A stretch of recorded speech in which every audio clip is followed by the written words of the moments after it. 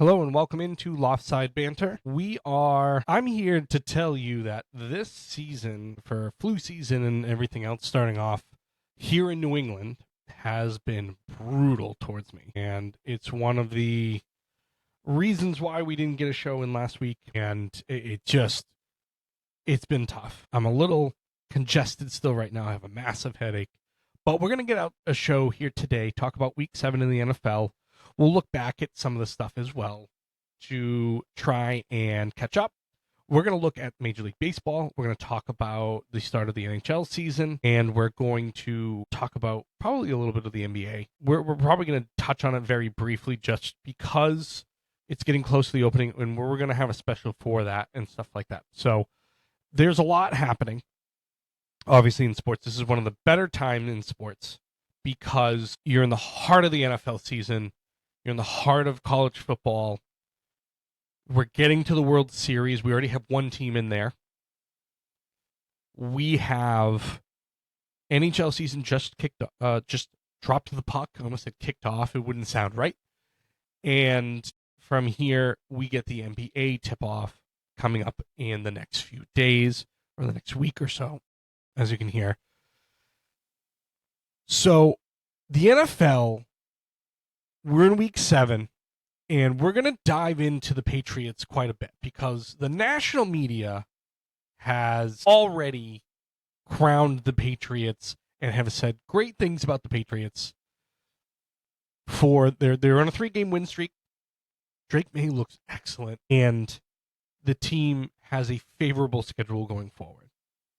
I, being a Patriots fan, I'm going to give you all the information that I have from these national media and local media and everything else like that because it is overflowing on the positive side. And I'm glad that it is, and I really hope it continues. And I'm going to tell you, I think it's going to continue, especially for what they have on their schedule. But I want to pump the brakes a tad bit, because as I've watched these games and everything else like that, I have noticed a few things from my perspective that I think people aren't taking into consideration out in the national media and everything else like that. Now, again, I want the New England Patriots to win every single game that they ever play. And I went to 2 games this year, and out of their 2 losses, I saw them. So it's not exactly flawless yet. And from where the New England Patriots fan base has seen over the past decade, 2 decades, to where we are now, it is looking like something we've seen before. And you can tell by kind of the smile on my face, and I have a little pep in my step and everything else like that. The Patriots have looked really good. Cut down on mistakes. They have started to buy into Mike Vrabel's system. They have dealt with their defensive coordinator being diagnosed with cancer and having to go to a backup play caller and everything else like that. So we're at a point where they've gone through some of these things and they've had some hurdles to get over and everything else like that. But where they are right now looks good. They're in first place in the AFC East.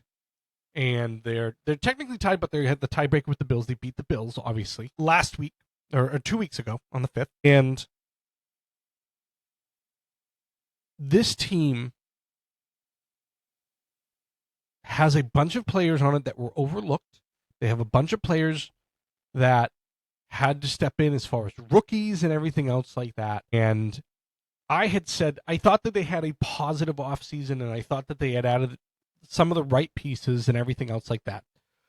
But what they have right now is a defense that's improving, a quarterback that is young, is not making mistakes. He is making plays that we see the top tier quarterbacks in this league make, especially against the Bills. Josh Allen makes the plays that Drake May has been making.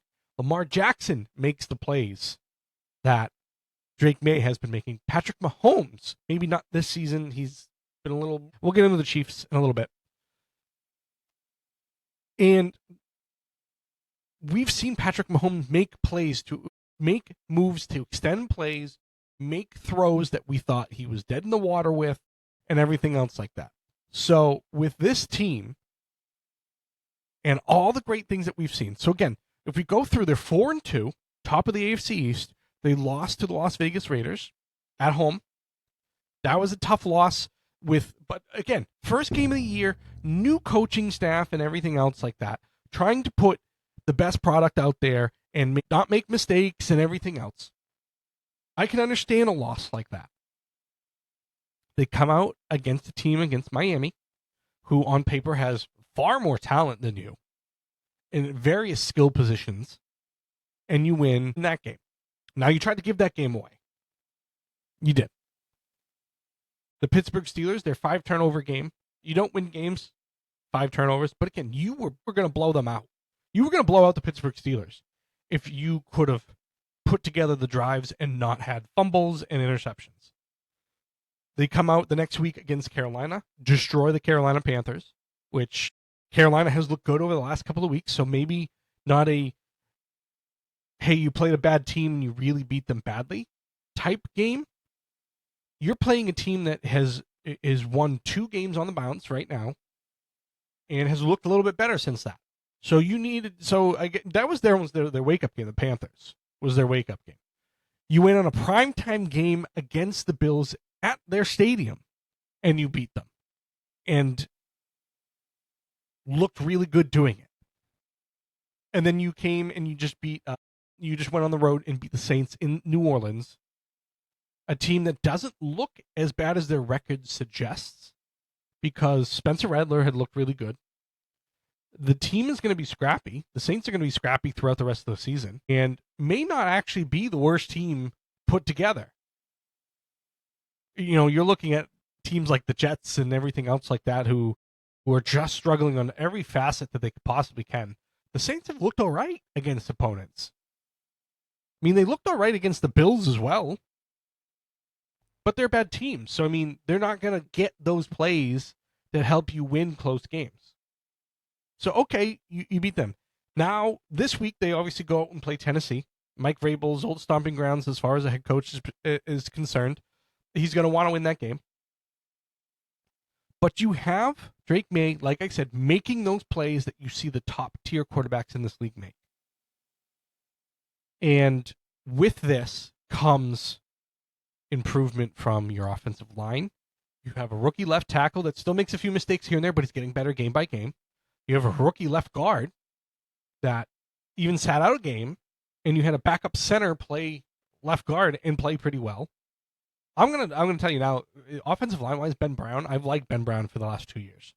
Ben Brown came in as your 4th string center last year, started half the games or more, and then stepped in at left guard over the last game and looked really good. I believe it was against Carolina he started and looked pretty good. I like Ben Brown. I think Ben Brown has a good chance of being a good interior offensive lineman, whether it's be for the Patriots or whoever. But he looks pretty good. Garrett Bradbury came in having a down year for Minnesota, has played pretty well. And then you stuck Morgan Moses over on the right tackle side. Again, that's the veteran you kind of needed on that offensive line. They've looked better. They've looked a lot better. The one thing with this team that nobody is, I mean, it's being talked about, but not a lot, is their running game sucks. You're not getting the explosiveness out of Travion Henderson. You're not getting consistency from Ramondre Stevenson, and he still has fumble troubles. Antonio Gibson's done for the year. Now you're turning to Terrell Jennings, who's been on your practice squad for 2 years, and we can see what he brings to the table. But there's a point where this team has to be able to run the football and get a 100-yard rusher somewhere along the line. You're not going to get a 1,000-yard rusher. Right now, you're running by committee. Travion Henderson, who had a huge following coming off the preseason, where the first time he touched the ball, he scored a touchdown on a kickoff. And from there, we're talking about consistently getting 4 to 5 yards a carry, consistently getting 100 yards rushing, whether it's by committee or one of them. These things need to improve so that way we're not relying completely on Drake May, because Drake May has reached a point where he's not making those stupid mistakes. He's starting to understand that not everything has to be done every play. So, with the New England Patriots playing this well, Tennessee next at Tennessee, Cleveland Browns, Atlanta Falcons after that, both Browns at home, Falcons at home, winnable games. At Tampa Bay, that's a very tough one right now. Extremely tough game right now. Home for the New York Jets. There's no reason you lose to the New York Jets. You shouldn't lose to the New York Jets. I don't care if we're talking about, oh, you just had a bad game or whatever. At Cincinnati, that is a very tough game right now with Joe Flacco in the fold. We saw what Joe Flacco could do Thursday night against the Steelers. He looked like the Joe Flacco of old. So here we are. Now, you're talking about a tough game there. The Giants at home, you're not going to have a walkover game for the New York Giants. Jackson Dart has taken over the starter. He's going to continue to improve. I said he was probably the best drafted quarterback out of that draft. Cam Ward still has some work to do. And you know, again, we get into all that before. I just think Jackson Dart is the most NFL ready right now. You have your bye week in week 14, which is great because late season you get guys back. At home against Buffalo, if you think you're going to have the same type of game and Buffalo's not going to come out firing, you're probably playing for the division in that week, right then and there, because Buffalo's lost 2 in a row. At Baltimore, yes, Baltimore is 1-5. When Lamar Jackson comes back and injuries start to come back for Baltimore, they're going to be a dangerous team. Now, whether they make the playoffs or not, or how far back they are, is irrelevant. They're going to play spoiler to you in late December if everybody's back. At the New York Jets, and then Miami at home. Miami has typically a tough time in cold weather. To me, if I'm looking at this at 4-2, I think you beat the Titans and the Browns.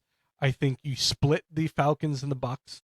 I think let's say they win against the Falcons, and then you lose to the Bucks. So now you're talking about 7-3. Jets make you 8-3.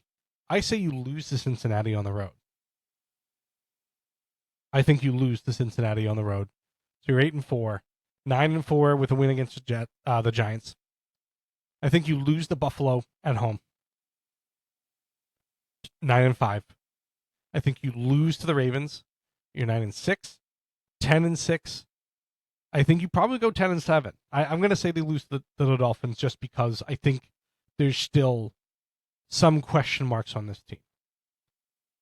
If you would have told me going into this season, the improvements that were being made by week 6, and then by the end of the season you'd be 10-7, and you'd have a chance at the playoffs, I'd be ecstatic at that as a Patriots fan.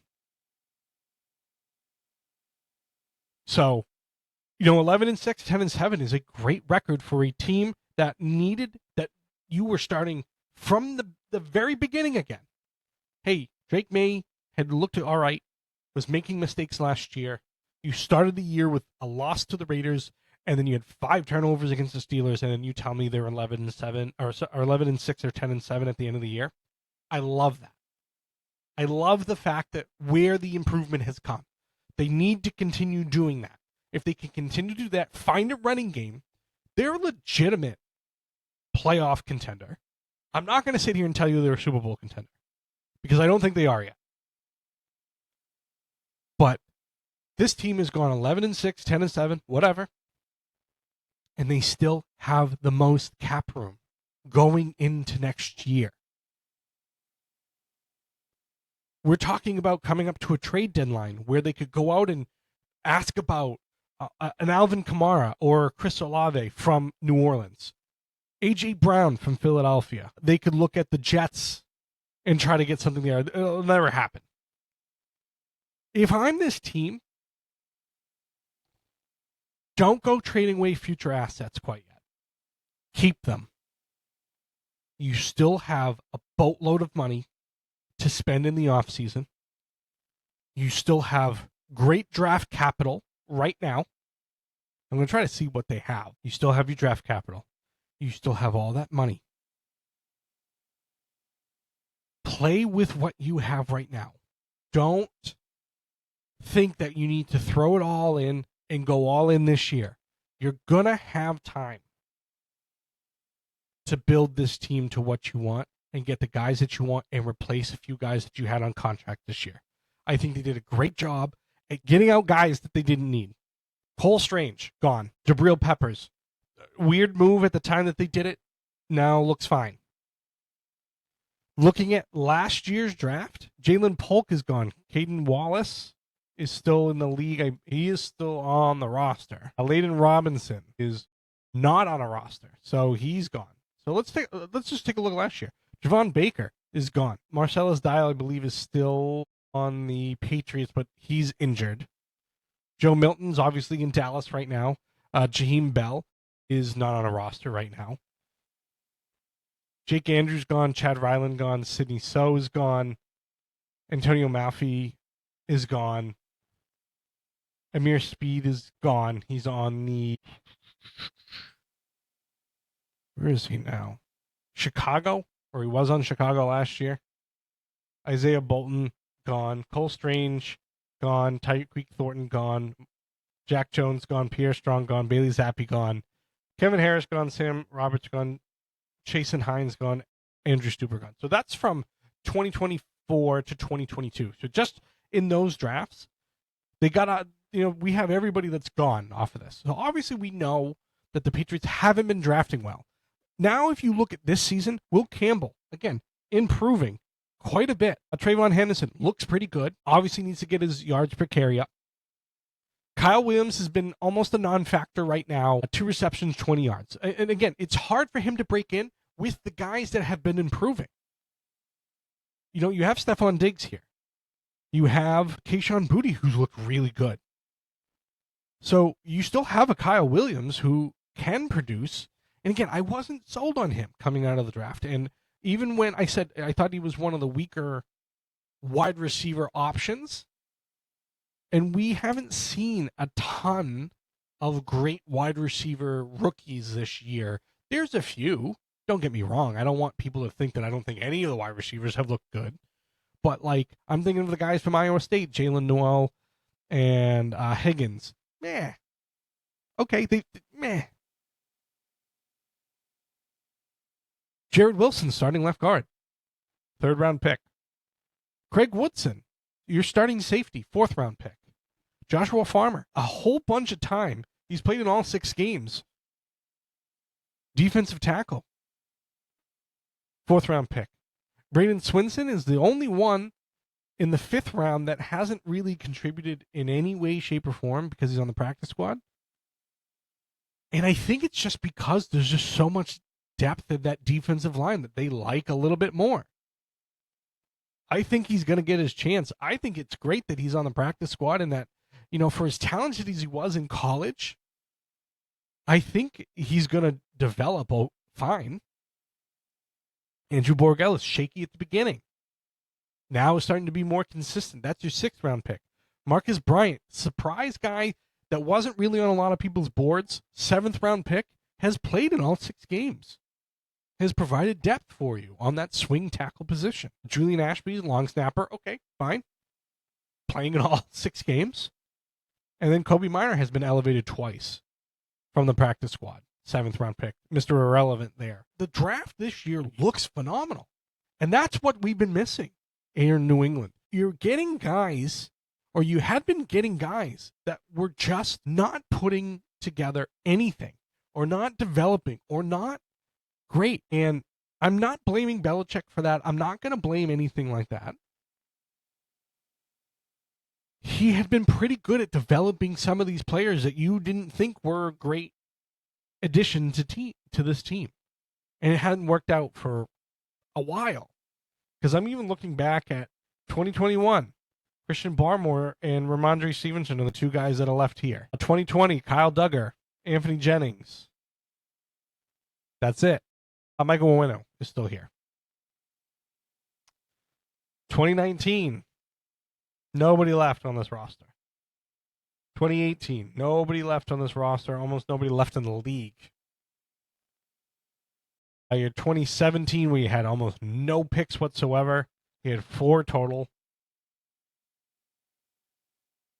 Yeah, so I mean, what you're looking at is they drafted well. I'm trying to look at last year, too.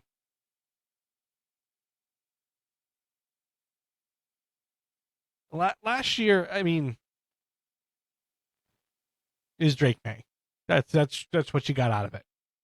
And that's great because you were offered a bunch of picks from the Vikings to come up and take Drake May, and you held your ground. And you said, you know what? We could have gotten a haul. We could have been better in filling some positions. But even with all the guys that they did pick, Drake May is the guy that you picked up. Jalen Polk is now in New Orleans. Caden Wallace is around. Layden Robinson's not even on a roster. Javon Baker's not even on a roster anymore. I believe he was just cut from the practice squad from the Eagles. Joe Milton, again, okay, he had a great game. And again, Joe Milton was Joe Milton. He was going to come in and be flashy against backups, and we all knew that. And then Jaheim Bell, I believe, was also cut from the Eagles practice squad.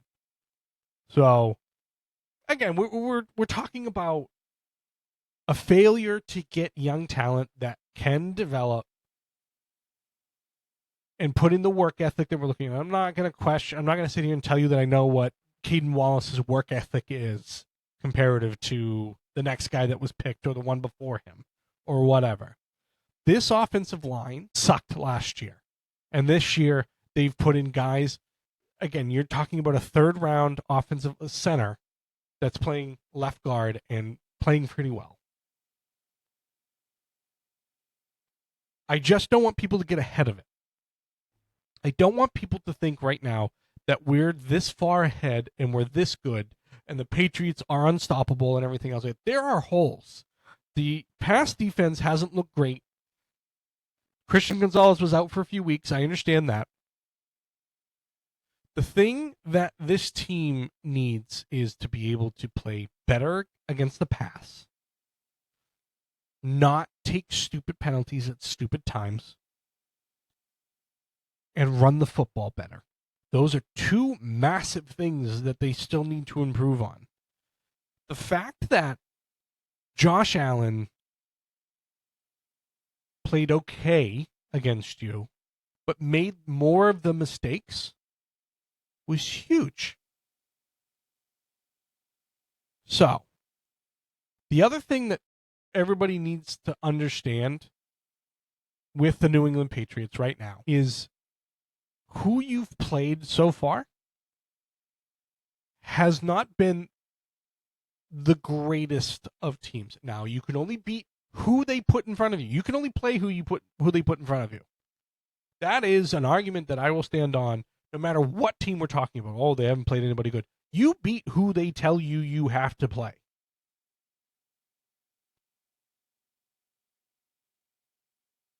But they haven't done this against very good teams. Buffalo is the only exception, really, right now, to the rule.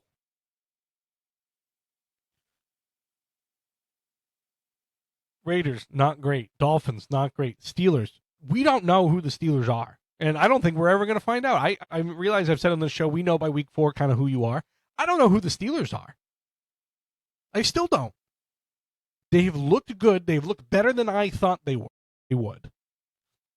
Aaron Rodgers, I give him all the credit in the world, still has a cannon for an arm. He threw a ball Thursday night, almost 70 yards. I believe they measured it 69.8 yards on a Hail Mary in the air. I mean, I still give him credit. I still give Joe Flacco credit for as well as he played the other night. Now that he has some legitimate weapons and everything else like that. But the Panthers weren't great. They're starting to look better, but they weren't great. Buffalo, okay, there's your litmus test kind of look at the Patriots.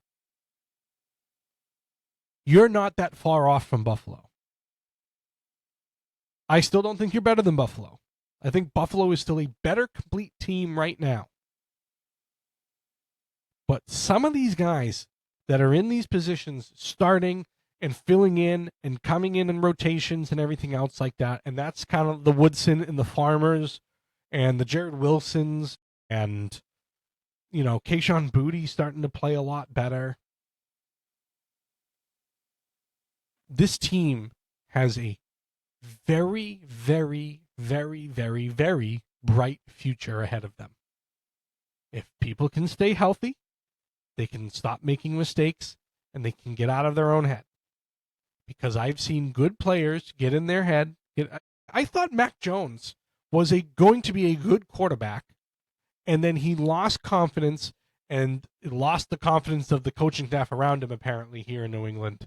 And the fact that we've moved on from arguably the greatest coach in history, gone through a Gerard Mayo season that was tumultuous at best, because I don't know how they still beat the Bengals week 1 last year.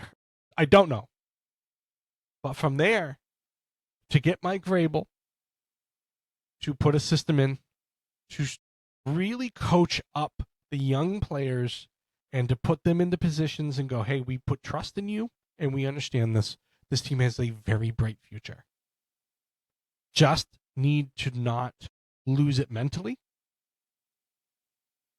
and don't make those small mistakes. If you can do that, you are a great team. You're not great yet, but you're on that road, and it's exciting. It's very exciting here in New England. For a team that's used to winning over the last 25 years, and to go through the 2 years, like I said, I don't want a 20-year rebuild. I don't want to be the Cleveland Browns. I don't want to be the Giants that have struggled to get back to relevance, even though they're in New York. I don't want to be the Jets. I don't want to be these teams that keep plugging in new players and they just don't work out. But I'm happy for where they are.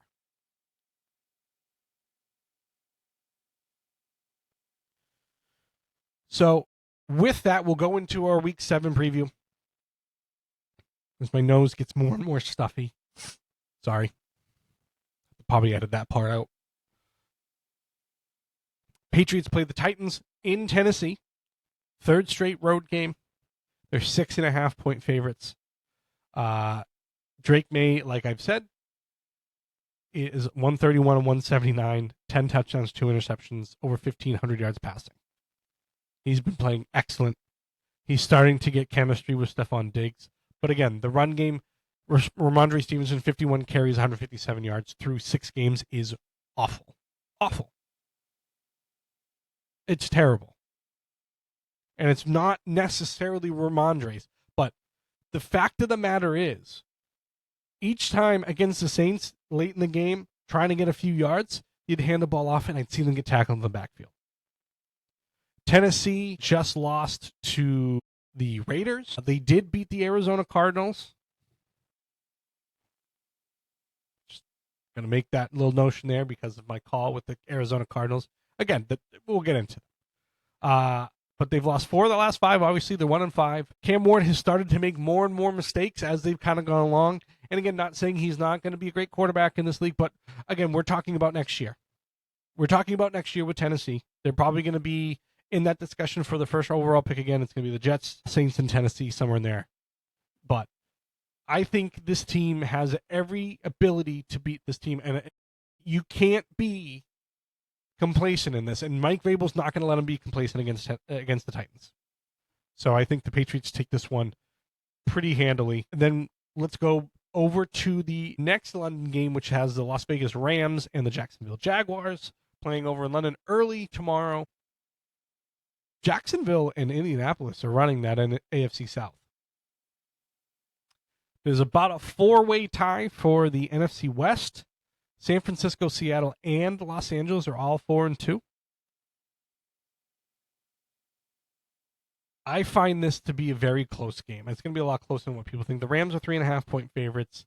I think the Rams still take it. I think they're still more of a complete team than the Jaguars, but we're starting to see the Jaguars play better and better and better, which is what you wanted to see finally from Jacksonville. Though they did lose to Seattle last week, They did beat Kansas City before that. And again, who are the Chiefs right now? And we'll get into them when they come up. But Puka Nacua is out. So maybe there's a chance that Jacksonville can take this game because the offense slows down from LA. But Kansas City and the Las Vegas Raiders. Kansas City.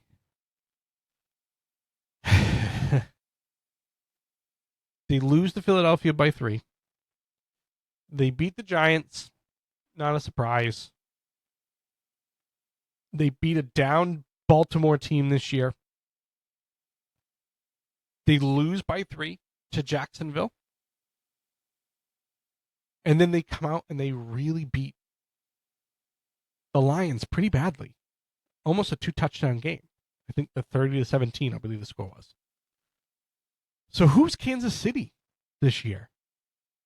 Who is going to step out on the field week in and week out? Outside of Pittsburgh, Kansas City's the same sort of way. They're not really showing us any consistency, one way or the other, bad or good. Fortunately for Kansas City, the Chargers, who had a great start to the season, have faltered recently over the last couple of games. Denver has looked better as their defense has started to step up. But Kansas City is in a kind of this middle ground. They're going to trot out one week, destroy you, and trot out the next week and have no clue what they're doing. It's hard to sit here and say that a Patrick Mahomes team doesn't know what they're doing, but it sometimes looks that way. Now they've played more consistently as players have come back. We have Rasheen Rice coming back, hopefully, I think. But they're 10.5-point favorites, so I don't think there's any chance that the Raiders take this game in any way, shape, or form. So you can take Kansas City with that. Cleveland Browns are 2.5-point favorites. They're both 1-5, them and the Miami Dolphins. That's who they're playing. And fortunately for the Patriots and the Bills, you have two teams in this AFC East that are down very bad. The Jets and the Miami Dolphins. Miami Dolphins' only win this year came against the New York Jets. They lost the game that they thought they had against the Panthers, and then they lost another close game to the Chargers this past week.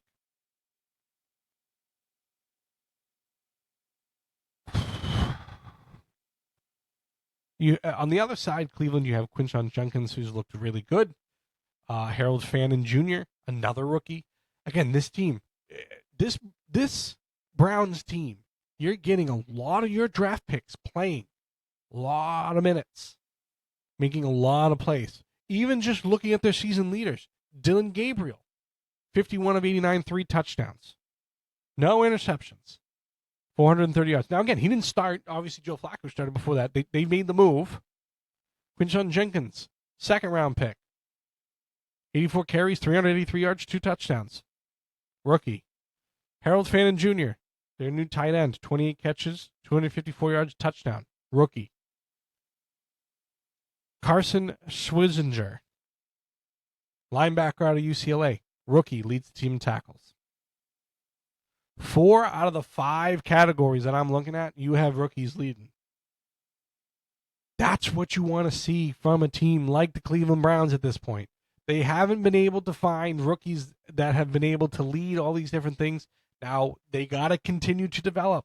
As I've said, development has slowed in the NFL. This team has the pieces that are starting to come in place. I think the Cleveland Browns over the next couple of years are going to be at the top of the division. Just not this year. Just not yet. And I know every Cleveland fan says that. Well, when is yet? When does yet come? I'm going to tell you it's probably the next couple of years. They can keep these pieces in place and they can keep improving. You're going to have a team. Is Dylan Gabriel the guy? I'm not quite sure quite yet. Now, he hasn't made mistakes yet, but he has not had the greatest games that we've seen so far. And you got to give him time. And you got to stop pushing for sure. But But you do have Shador there. Should you need to make a replacement? It's going to be, I think it's going to be one of the two of them that's going to be the leader of this team. I don't think they need to go out and draft another one quite yet. I think we're at a point where you got to have a veteran somewhere in there. I think they're going to go out and try to find a veteran next year to work with both of them, kind of be the third string guy, if you will. Guy that's, towards the end of his career, whatever. But this is where we're at. I'm going to take the Browns over the Dolphins. I think this is one of their improvement games. I think this is one of their games that you see the improvement and they put it all together and they get a win. Whether it's by a point, whatever it is, a win's a win. So that's where they're going to be at. Now, the Carolina Panthers are going on the road against the Jets. The Jets are 1.5 point favorites. I'm going to take the Panthers. I don't think we're still at that point yet with the Jets, which worries me because they're coming up against the Patriots, and I don't want one of those first wins to come against the Patriots. But Justin Fields has not thrown any interceptions, but boy, he had negative 10 net passing yards last week, which is pathetic. Pathetic. For an NFL team to put together a game plan that got you negative net 10 passing yards.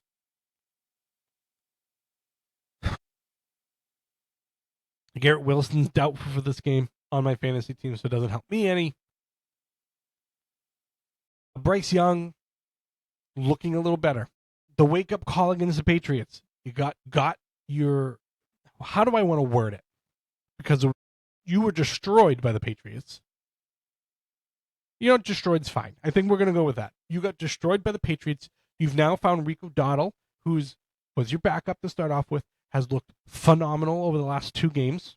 Also on my fantasy team. Chet McMillan was an early candidate for Rookie of the Year. Still playing fairly well. They're not getting to the quarterback all that much. Their leader in sacks has 1. So I'm gonna take the Panthers on the road here. I think the Jets, and we're going to take a look at the Jets and who they got coming up. You have the Bengals after that, at the Bengals, and then you have the Browns, and then you're at the Patriots. I think within those next 4 games, you get your first win. Excuse me. Don't let it be the Patriots. Saints and Bears. Saints are going on the road, and the Bears are 5.5 point favorites. Excuse me.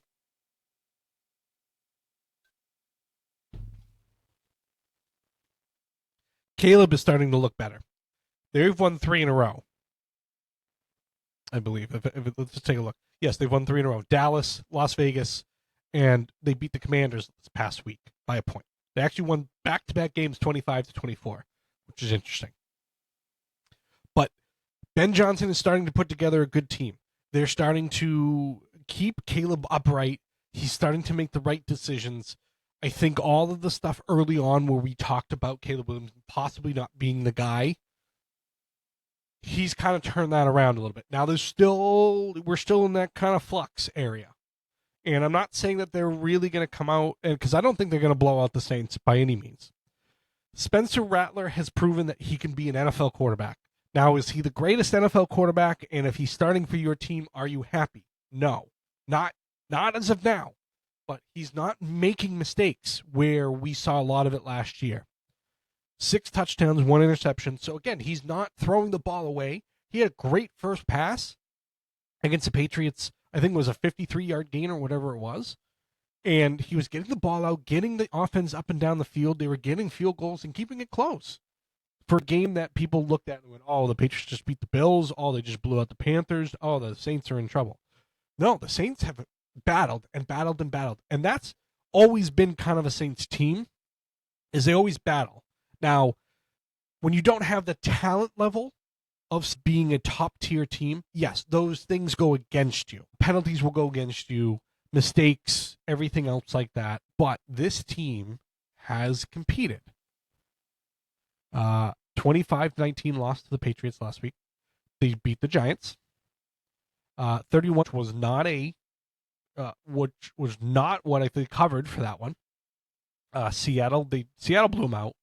And then the San Francisco 49ers only a 5-point loss. Injuries and stuff like that have kicked in for the Saints as well. I do think the Bears take this game. The Philadelphia Eagles go on the road to play the Minnesota Vikings.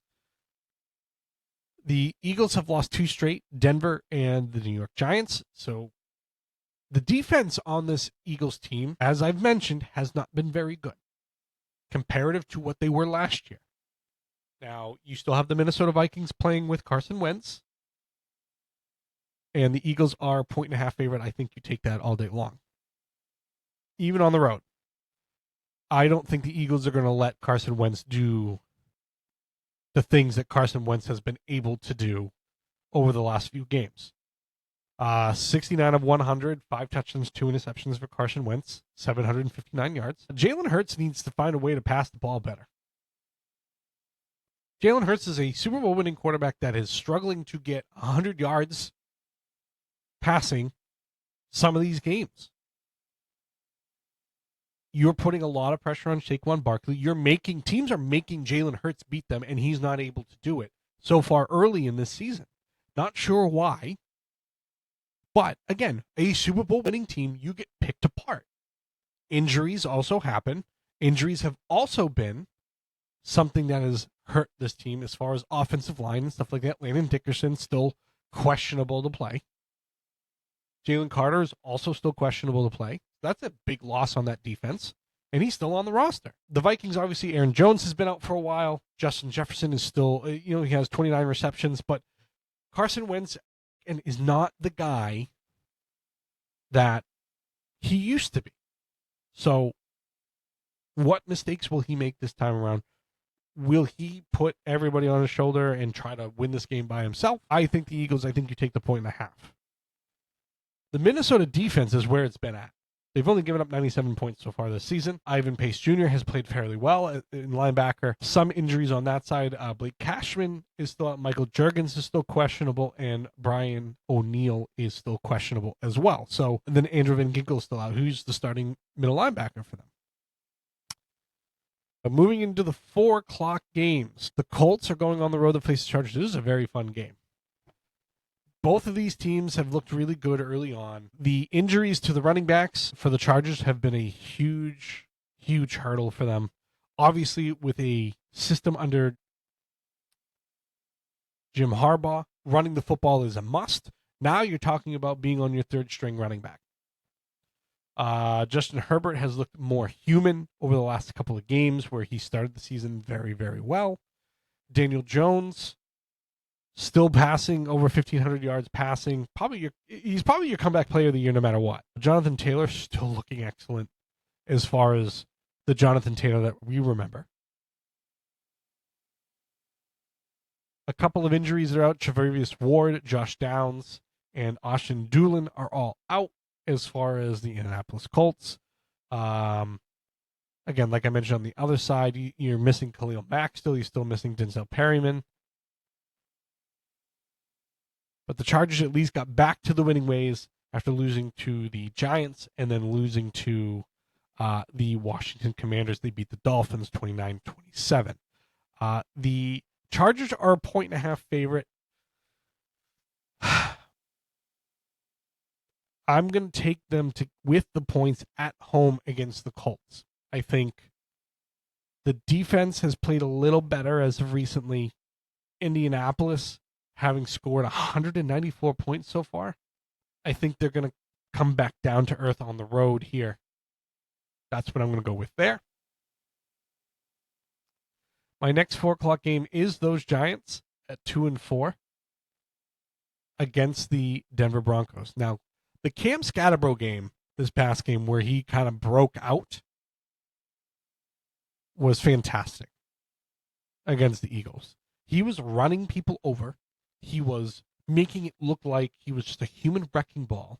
And this guy, we saw this all in college. This wasn't a surprise. The reason why he fell to where he did in the draft, I don't know. But the Giants picking him up and making him the starter now is phenomenal. 82 carries, 5 touchdowns, 338 yards. Obviously, Jackson Dart is the starter, and Jackson Dart's going to have up and down probably the rest of the year. But again, if you can see little improvements, and Jackson Dart looked pretty good. They're still 2-4. They're still at the bottom. The defense hasn't been playing very well. The defensive line has not looked as good as we thought it would. And then the Denver Broncos at 4-2 are 7.5-point favorites. I might take the Giants with the points. I don't think they're going to win outright. I think this is going to be a closer game than what we think.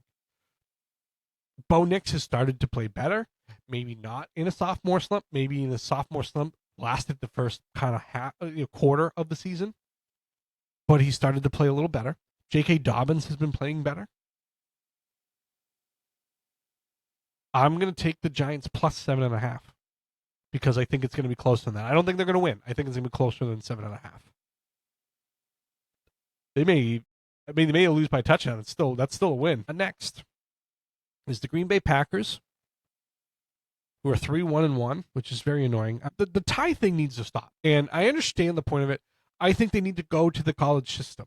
I do. I think they need to go to the college system and win games that way. The ties in football, just in American football, are not worth it. Packers are minus 6.5. I'm going to take the Packers. Kyler Murray is questionable. But Josh Jacobs still questionable. Jordan Love and this Green Bay team looked unstoppable the first few games and have kind of faltered since then. Obviously losing to the Browns, tying Dallas, but coming out and beating the Cincinnati Bengals 27-18 in Flacco's first game.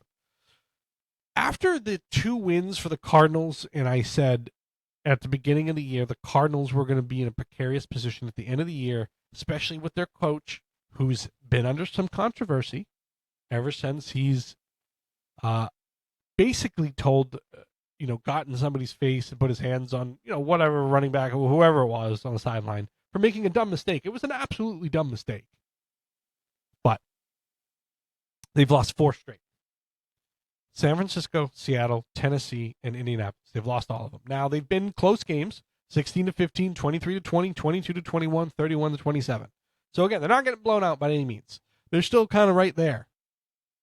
But we're talking about a team that is making mistakes, mental mistakes, that are giving away the game.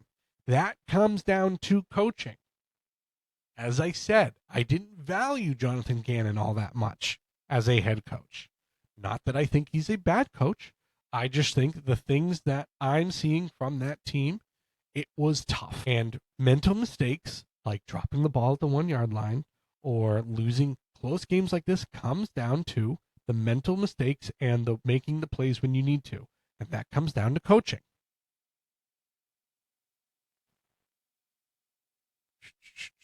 Next, we have the Washington Commanders on the road to play the Dallas Cowboys. Now, the Dallas Cowboys offense is phenomenal. Dak Prescott has looked at 13 touchdowns, 3 interceptions. People have talked about him for MVP and all those fun things. George Pickens, 32 receptions, 525 yards, 6 touchdowns. Jaden Daniels back from injury. Obviously, they have Krosky Merritt as their 7th-round pick, being their lead back right now. But they did lose to the Bears last week. But the Carolina Panthers also beat the Dallas Cowboys last week. The Dallas Cowboys defense is, I don't know if it's on pace to be historically bad, but it looks historically bad. If you know what I mean, it may not have the numbers there to back it up, but it looks historically bad. It looks like ones when they go, you don't want a defense like this. They should show this year's Dallas Cowboys defense and how bad it's looked in a lot of these situations. And I think they were leaning on a lot of players recently, over the last recent kind of years, that played above what they kind of needed to, and they had better players in certain positions to make them not look as bad. Like, the guy I'm thinking of is Stefan's brother. What the hell is his name? Trevion. Now, Trevion's out, so I can't really use him as the example. I'm going to anyway, just because I've already said it. But, he had all these great interceptions, or he had these high interception numbers, but he was never a shutdown corner. It was never, nobody ever went, Trevion Diggs is the shutdown corner that you saw, like Jarrell Revis and all that. He wasn't in that category. He was just at the right place at the right time, made picks. And again, making interceptions, but doesn't make you a shutdown corner. That means they're throwing at you probably more often. The Washington Commanders are 2.5-point favorites. I'm going to take them. I think the offense for Washington is going to be able to put up some points. I'm going to go with at least 28 points. San Francisco 49ers are 3.5-point favorites against the Atlanta Falcons.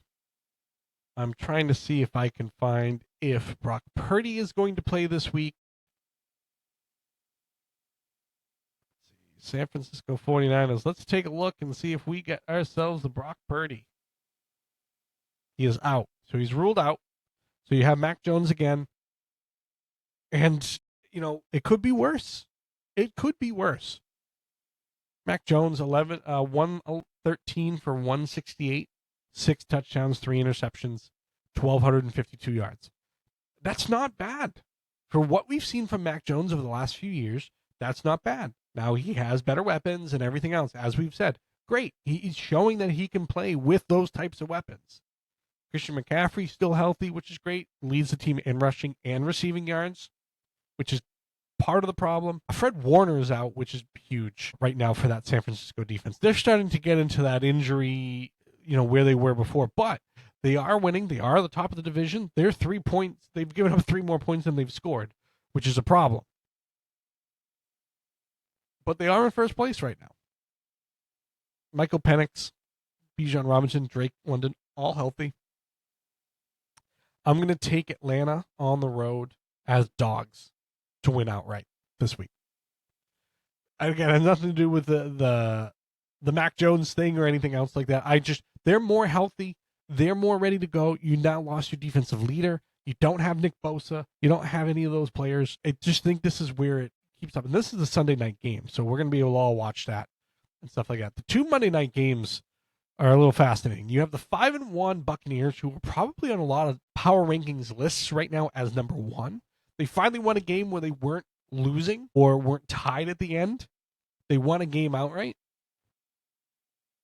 And then you have the Detroit Lions, who just lost to the Kansas City Chiefs. Right now, Detroit is 5.5-point favorites. Tampa Bay, top of the NFC South. They're probably going to win the NFC South. Detroit is behind the Green Bay Packers by a half game because of that tie. 191 scored points right now for Detroit. I think Detroit wins this game. There's a lot of question marks. Bucky Irving's out. Emeka Ibuka, who's also top of the Rookie of the Year kind of standings right now, out. Chris Godwin out. Mike Evans questionable. Now, the wide receiver depth that they've had has been great for them to keep winning. But I think Detroit wins this one at home. And that's the first Monday night game at 7 o'clock. At 10 o'clock, you have the Houston Texans and the Seattle Seahawks, and the Seahawks are 2.5-point favorites, and I'll take them with that at home. We're still trying to figure out what the Houston Texans are because they looked horrible. Now, let me rephrase. They're losing close games early on. They were 0-3. 17-10, 20-19, and 14-9. 14-9 to the Rams. Tampa Bay won 20-19, and then Jacksonville beat them 17-10. Then they went and shut out Tennessee, which seemed to be a good jumpstart because against a very down Baltimore team, they beat them by 34 points, which is not something that I was expecting. But Sam Darnold still playing fairly well, 1,500 yards passing with 11 touchdowns so far this year. Jackson Smith-Njigba has been phenomenal, probably put himself in the conversation of a top 5, top 10 wide receiver in the league right now, at least by the way he's playing. But that's kind of what we have for week 7 in the NFL. We'll revisit that early next week. Hopefully the sniffles and headache and everything else that I have going on is subsided so I can get everything put together.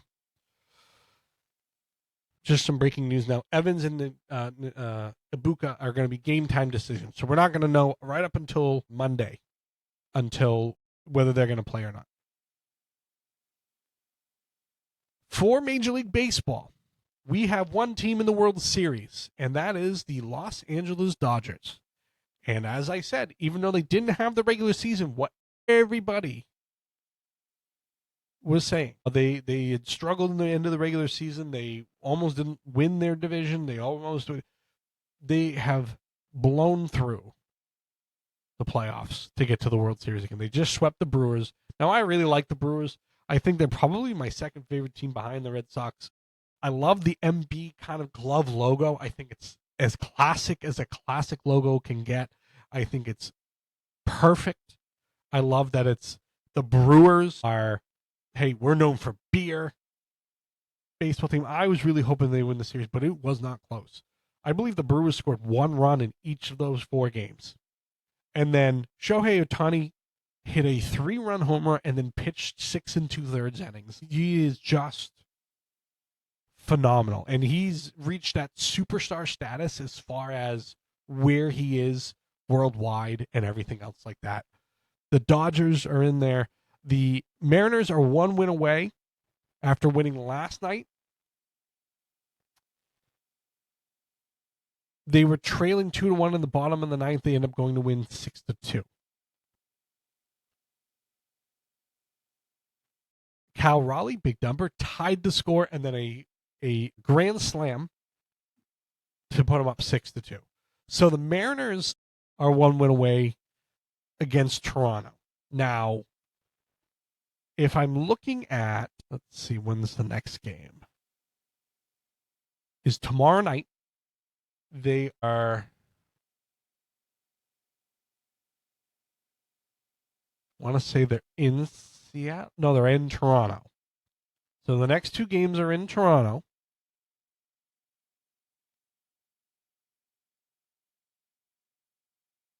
Three to 1, they lost. So they were down 2-0, the Toronto Blue Jays. They came back and won the next 2, 13-4 and 8-2. So they were starting to put together a really hot offense.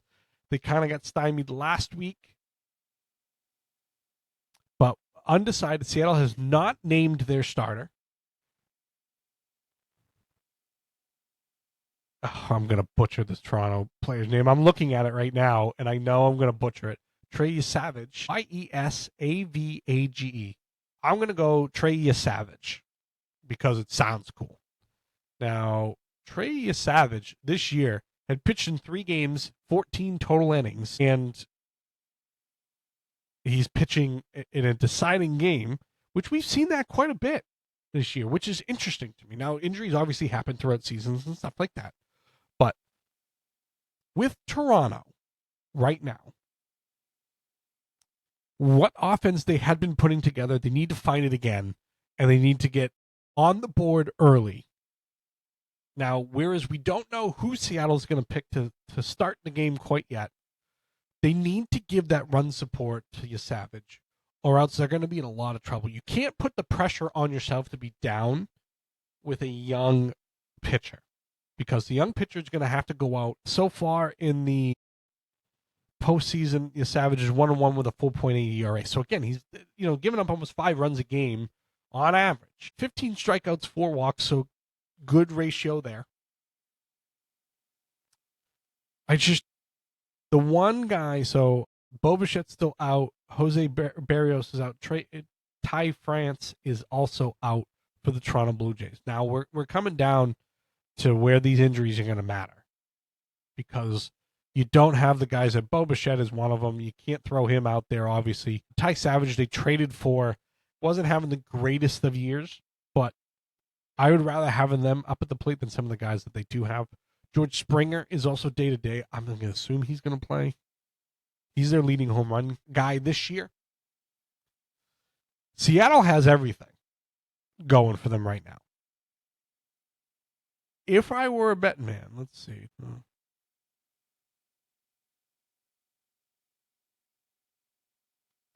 Let me take a look at game 2 here. In game 2, Savage started, and it was Logan Gilbert who pitched. Logan Gilbert is one of the more well-known guys. Obviously wasn't the greatest this year. It was 25 games pitched, but he went 6-6 with a 3.4. Low ERA, 6-6 though. I would say probably Logan Gilbert is going to be in that position to probably start for the Mariners. He only went 3 innings, and then they started going to their bullpen already. But with LA in the World Series, and if Seattle wins this game, we have a West Coast kind of World Series. I think it's a little bit closer than what most people think, but I mean, the Dodgers have top to bottom the roster you want going into a World Series, especially trying to go back-to-back, right? So we'll see what happens with that. I'd like to see Seattle in there, simply because I thought the Cal Raleigh season was awesome. I thought the moves they made at the deadline really showed that they were going after it. Thought they haven't had an opportunity to win a World Series in a long, I don't think they've won one.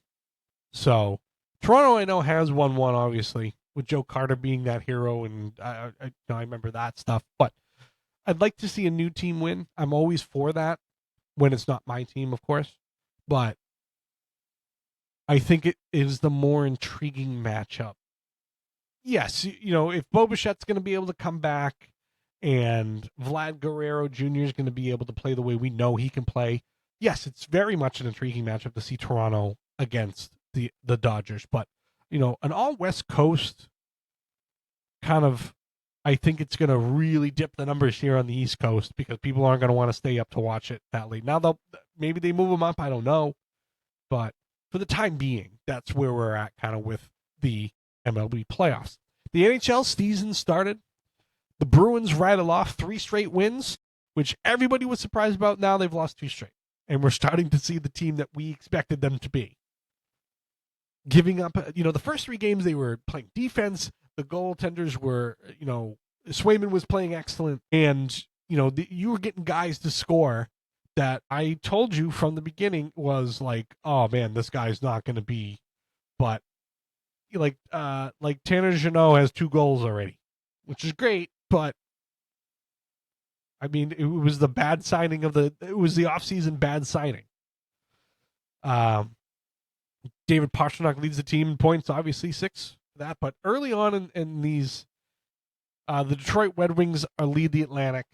The Carolina Hurricanes lead the Metropolitan. They're actually tied with the Washington Capitals.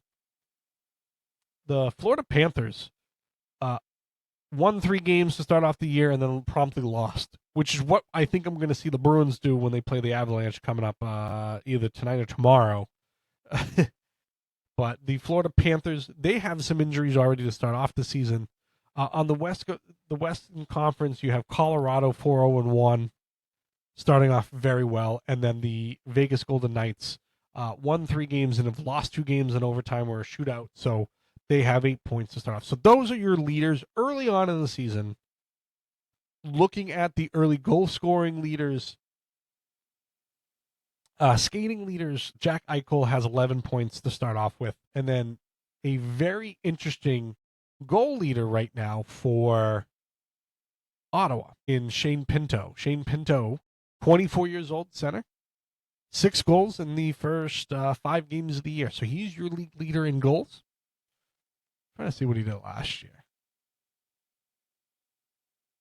I mean, he's a pretty even at 57 and 57 in his career. So, I mean, he's an even as far as distributing and everything else like it, but he leads the league and he's tied with Pavel Dorofeyev.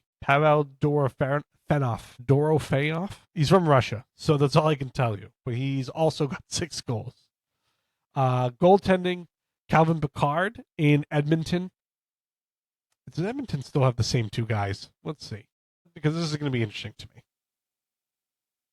Yeah, same two dudes who lost you the last 2 Stanley Cups.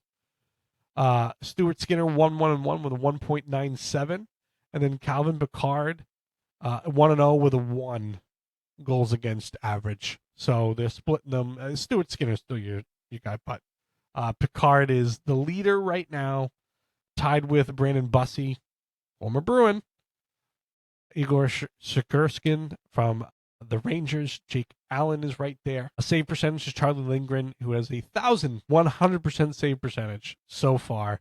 and he's played one game, and he had a shutout. Good for him. So NHL just started out, and then Wednesday night we have the NBA kind of tip off. We're still working on getting that episode ready to go for everybody. Hopefully we'll have by then.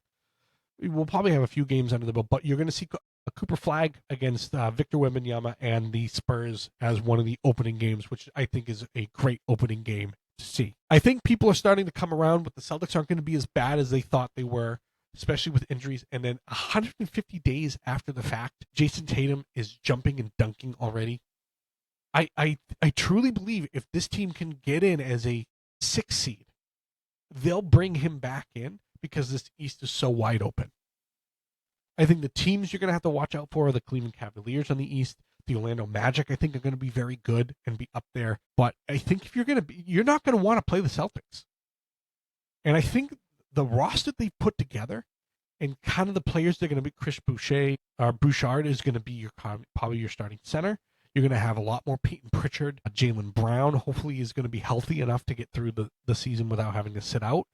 And then some of the guys that they have that we were kind of talking about as I look at their roster or their depth chart right now. Derek White, Anthony Simmons, obviously. Sam Hauser is going to have a lot more minutes. Hugo Gonzalez looked interesting. Josh Minot had looked really good for the Celtics as well. And then Xavier Tillman was a guy that hit the game-winning shot the other night. And again, is he going to be in those positions all the time coming up? No, but I think he's going to get a lot more minutes to show that stuff. The same thing with Luka Garza. I think Luka Garza played so well in college to be stuck at the end of the bench for the Minnesota Timberwolves for as long. I think they're going to get legitimate minutes. But that's kind of the preview of what I see around here and everything else like that. And again, we'll get more in depth with more teams and stuff like that as we kind of go along. I want to get a few more games and watch a few more games in the NHL before I start saying, hey, this team's the best team out there or whatever the case may be. But as of right now, these teams look okay, whatever. With that being said, we're going to see week 7 of the NFL. Myself, I'm going to be at a card show tomorrow here in Massachusetts, kind of going through some more cards and selling those and stuff like that. And we're still in the process of moving the studio here for Loftside Banter. I appreciate everybody's patience. And again, I thank everybody for their patience. And again, I'm working on getting a second host in here so there's a little bit more banter to it and everything else like that. But thank you, everybody, and we will see you for the next episode.